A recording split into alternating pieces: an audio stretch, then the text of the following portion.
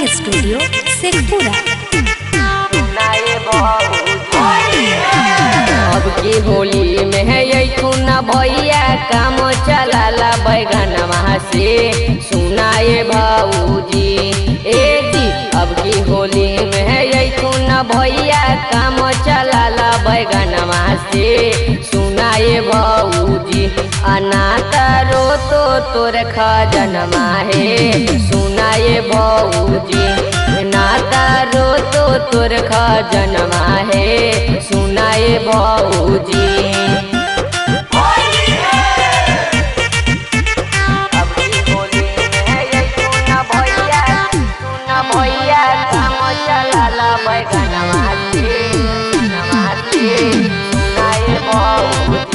Mix by Shailendra बाबू।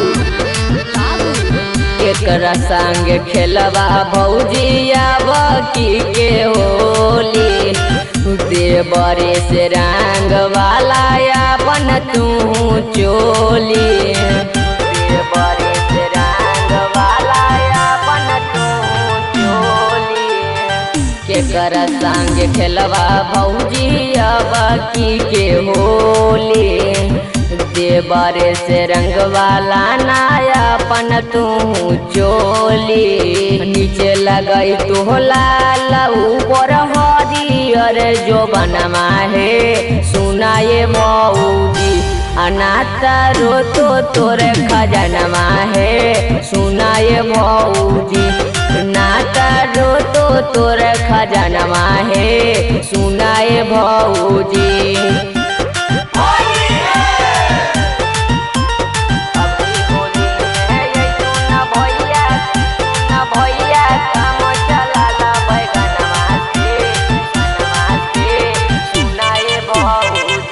Mix by Shailendra बाबू।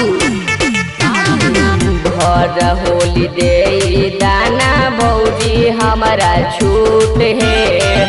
दीपक शैलेंद्र माजा दी है भरपूर है।